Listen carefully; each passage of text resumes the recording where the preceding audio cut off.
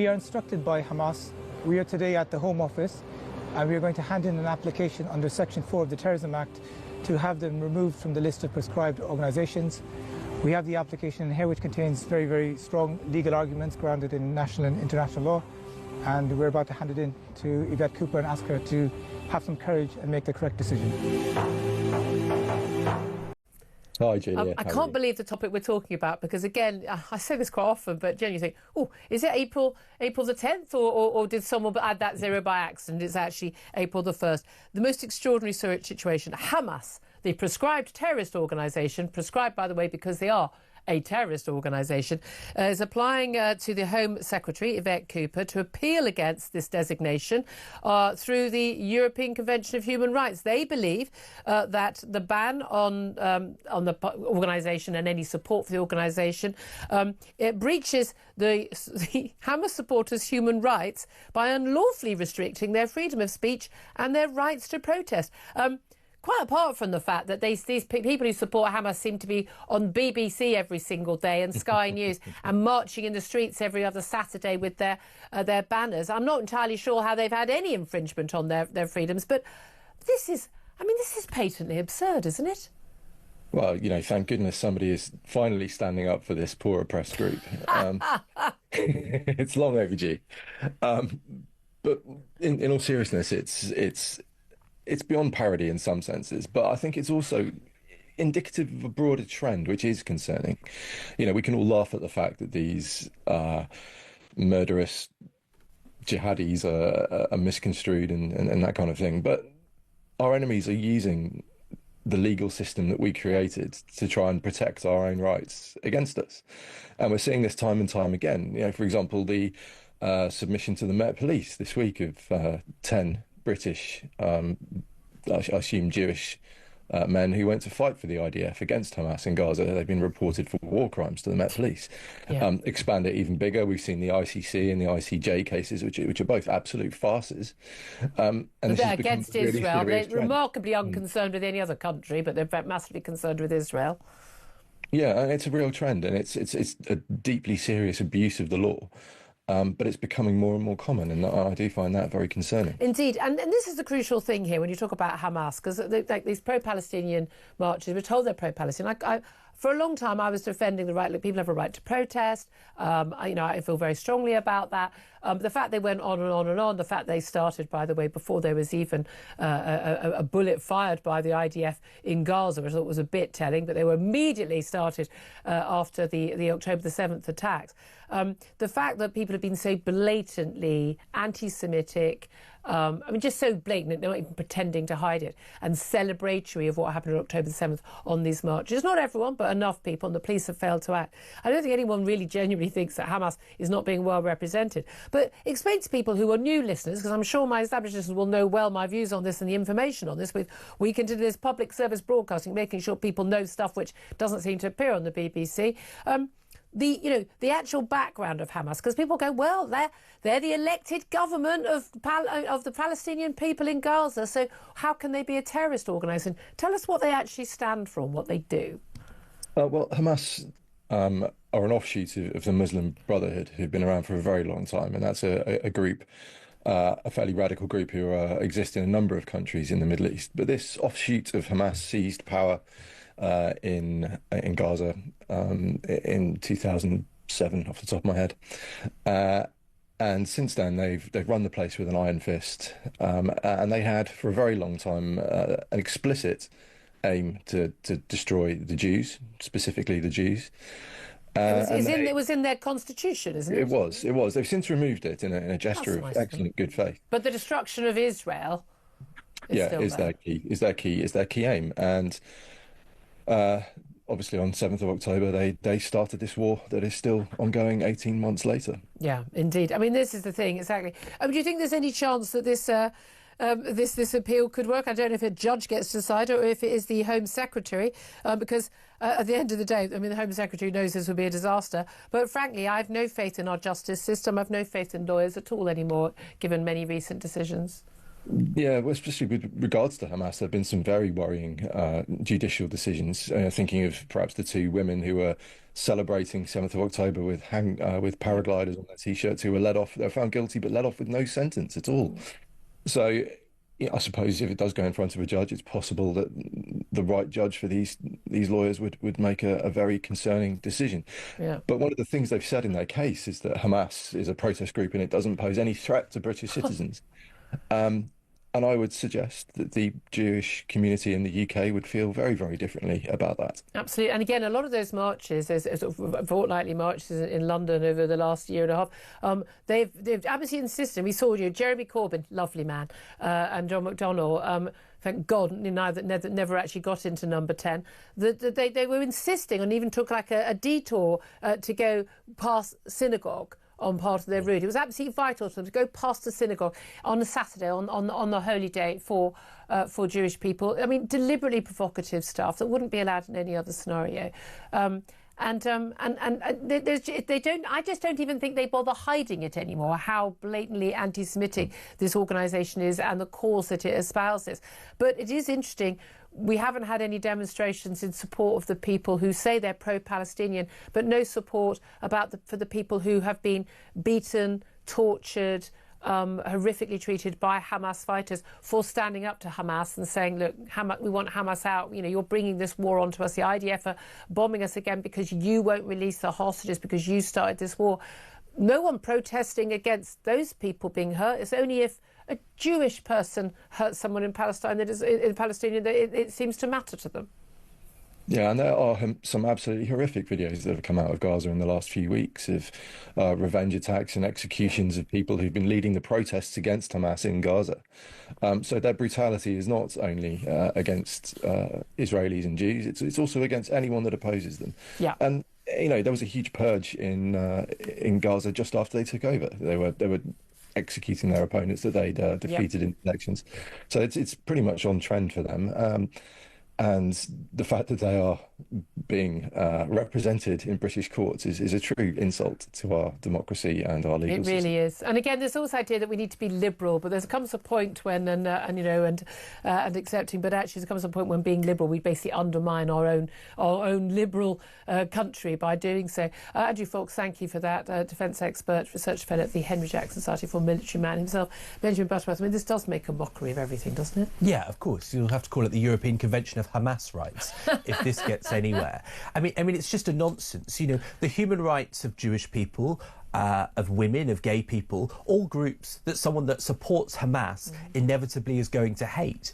And why is it that it is only Jewish people and Israelis that are the target of this when, you know, Bashar al-Assad killed more Palestinians than the Israelis in the last 20 years, and yet I don't see protests against him on the streets. About a week ago or 2 weeks ago, when there were protests against Hamas in Gaza and they murdered some of those protesters. Nothing. Why didn't that spark there was tumbleweed going across the fields. You know. Exactly. Hamas doesn't care a damn for Palestinians or the people of Gaza. It just hates the Jewish people and hates Israel. It is motivated by hate. And there is nothing liberal and there is nothing human rights to tolerate people that are motivated by hate. Well, the main story we're talking about on Talk Drive today is Hamas using the European Convention on Human Rights to challenge its prescription as a terrorist organisation in the UK. One of the barristers behind that at Garden Court Chambers is Frank McGuinness, who joins me now. Frank, good evening. Good evening. Good day, Martatu. How are you? Tell me, Frank, I don't want to mischaracterise this. This case, to me anyway, and tell me if I'm wrong, is specifically saying that Hamas should not be prescribed as a terrorist organisation in the UK. Yes, that's right. It's not a case yet, is it? It's an application, and it's for the Secretary of State to decide it one way or the other. And if she decides that she doesn't want to deprescribe, then it becomes a case if my client, Hamas, decides to appeal that decision to the judiciary. Have you we hear about barristers taking cases on the taxi rank and so on, especially in criminal cases. Have you decided to take this case? What do you mean? Has it been your decision to take this case? You've been instructed and you've decided to take the case? Who else would have decided to take the case? I don't understand. Of course I decide what cases I take. How do you sleep at night? That's a baffling question because I mean, do you want me to answer that question? I will if you want. Yeah, I mean, Hamas are terrorists, aren't they? It's so unbelievably clear. All right, so I'm going to answer your question. You shouldn't have asked it, but I will answer your question. I shouldn't have asked it. We have this thing called free speech in this country, so I can ask whatever I like. Perhaps you can answer it. I will answer the question. It's just you're talking over me. Did you want to hear my answer? Yeah. All right. I need you to listen to my answer very carefully, because what you've done is extremely dangerous and you shouldn't have asked that question, all right? So please do listen to my response, and when I'm done, I'll say next question, all right? You have just asked me, how do I sleep at night? And what you're trying to do by saying that is you're trying to fix me, you're trying to associate me with my client. There is a very well-established... You're representing them, Frank. You're representing them. You've decided to... This is a conversation. I'm not going to be told whether I can talk or not talk. You've decided to represent them. So you've invited me to talk over me because you're afraid of what I have to say, is that right? I'm not afraid of what you have to say, but you're saying that I'm associating you with them. You seem afraid. You seem afraid. Afraid? We're having a conversation, and I'm asking you... Well, at the bar, we tend to let each other speak. Is that not the convention? I'm not a barrister, I'm an interviewer, and you're saying that I'm associating you with your client. You have told me that you have decided to represent Hamas. They are an unspeakably horrific and dreadful organisation. Oh, so yes, I am associating you with them, because you've decided to represent them. Okay, I think you might be hearing from the police. I mean, I don't know, but it sounds like you might, because the point is that, you know, the low point of this, on this side of the Irish Sea, was Boris Johnson and Priti Patel using the phrase activist lawyers. They knew what they were doing. They were using it to stoke anti-migrant racism. And then a man showed up with a knife at the law firm, calling by name for a solicitor who I know, because they put a target on his back. And the low point on the Irish side of the Irish Sea is Pat Finucane, of course, right? A British MP stood up in Parliament and said he's just like his clients. Pat Finucane represented members of the Provisional IRA, which is another proscribed organisation. And 3 weeks later, Pat Finucane was, of course, murdered in front of his family by loyalist paramilitaries who we now know had handlers in the British establishment. So you are playing the same. Don't talk over me. Let's talk about Hamas. I'll talk over if you want to. No, excuse me. You're playing the same game. You put a target on my back. I'm not playing any games. You just put a target on my back. I'm not putting a target on anybody's back. I am asking you. No, I don't. You owe me an apology. No, I don't. I'm asking you why you've decided. Why have you decided to represent Hamas? Next question. Why have you decided to represent Hamas? Did you not hear me say next question? I'm not answering your question. You're not answering the question about why you've decided to represent Hamas. You're trying to make this a story about me. Talk about the application. You have decided to represent Hamas. I think people are interested as to why you've decided to do that, because they're a terrorist. You're trying to make me the story. They're a terrorist organisation. You're deliberately putting a target on my back. I'm absolutely not doing that. I'm asking you if there are negative consequences, I'm holding you personally responsible. I'm asking you a perfectly relevant and reasonable question, which is why have you decided to represent Hamas when you did not have to do that? Let's talk about how there's a crisis of Zionism because it's committing a genocide. Do you agree that Israel's committing a genocide? No. So if I'm right that it is, and if South Africa's government is right that it is, that would make you a genocide denier, would it? Is that what you are? You deny genocide, do you? We've gone very, very quickly from me asking you a perfectly reasonable question, which you're refusing to answer, to you alleging that I'm a genocide denier, which I would argue is defamatory. You literally denied the genocide. It's not defamatory. I'm not denying it. I'm not denying it. It is not a genocide. Yeah. So if I said if I'm right, it is factually not. Well, you're tying yourself up in knots. I would ask the question again. Why have you decided to represent Hamas? Well, there's lots of ways to answer that question.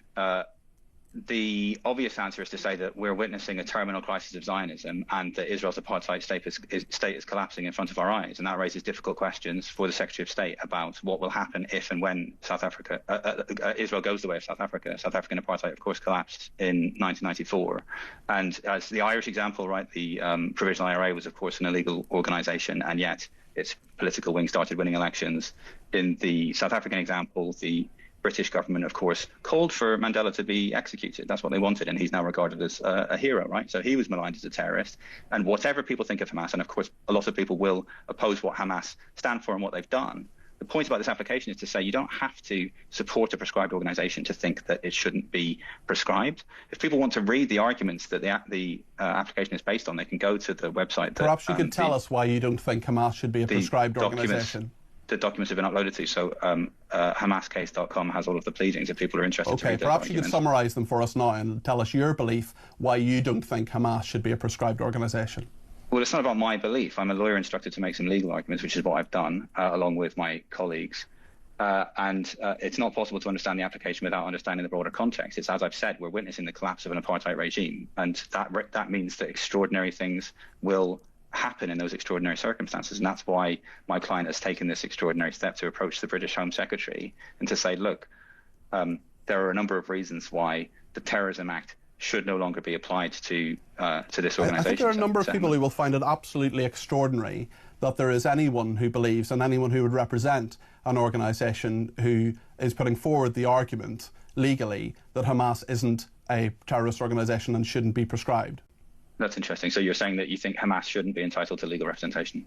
I'm saying that they're a terrorist organisation who have done absolutely horrendous things, and I don't want them anywhere near my country. I'm happy that they're proscribed. I'm happy that there's documented evidence of what they have done. And also, if you don't want to be a proscribed organisation, why not, I would say to Hamas, release the 59 hostages who are currently in Gaza?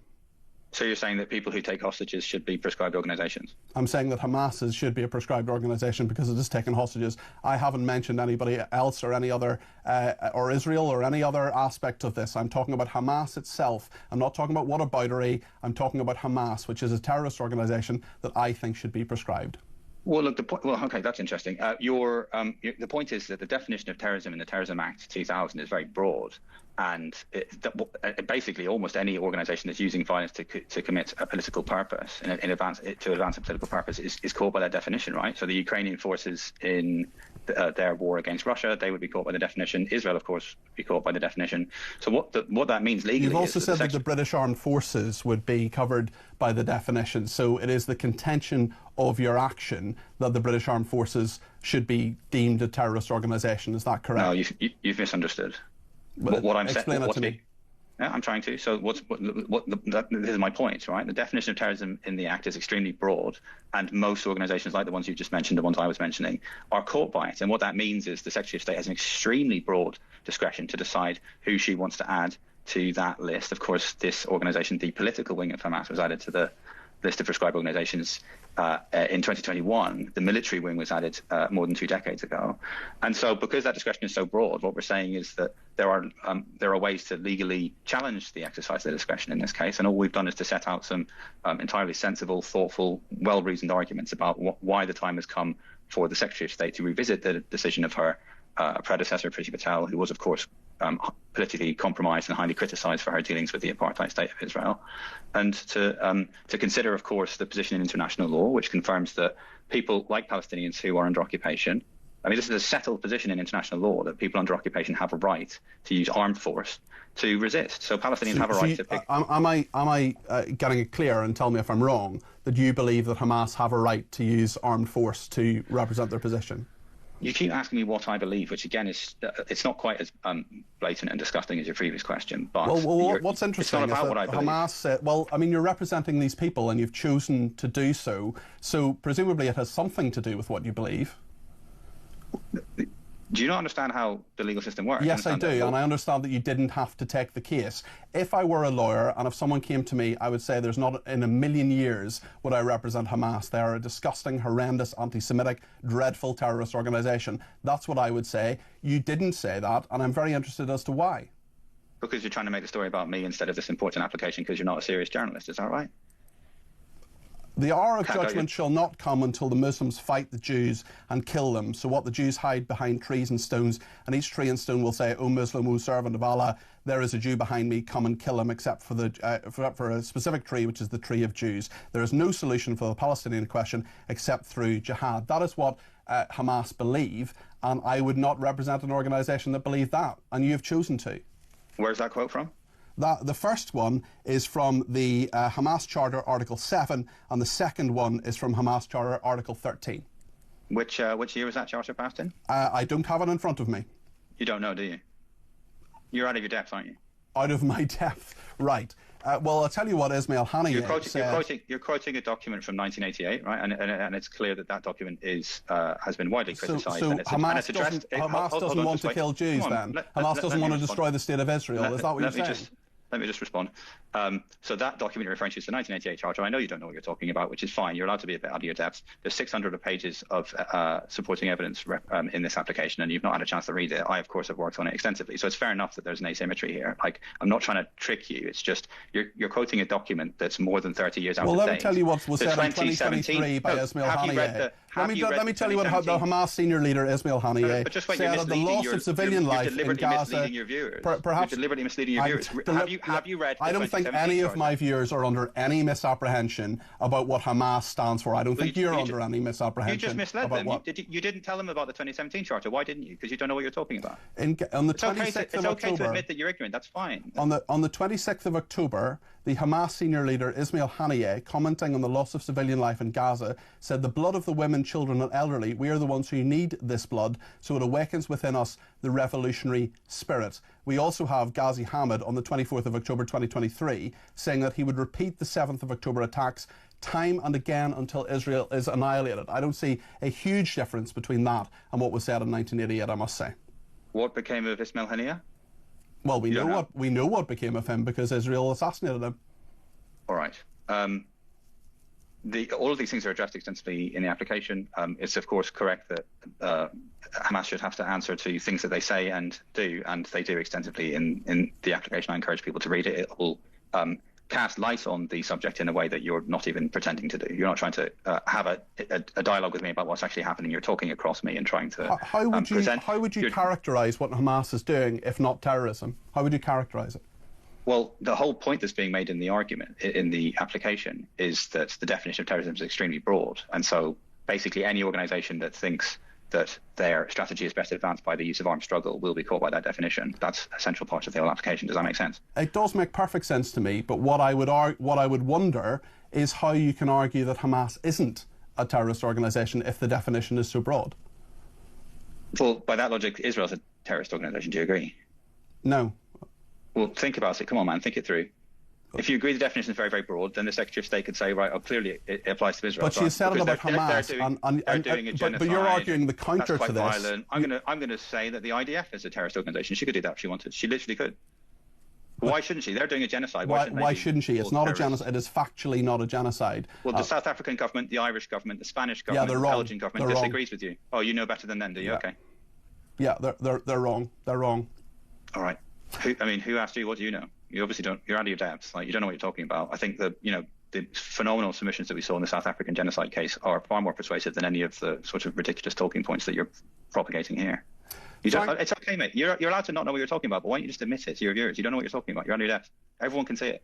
Frank, thanks for your help. That's Frank McGuinness there. He's a barrister at Garden Court Chambers. He's one of the lawyers behind the case that is arguing that Hamas are not terrorists and should be de-prescribed. What do you think of what he has to say?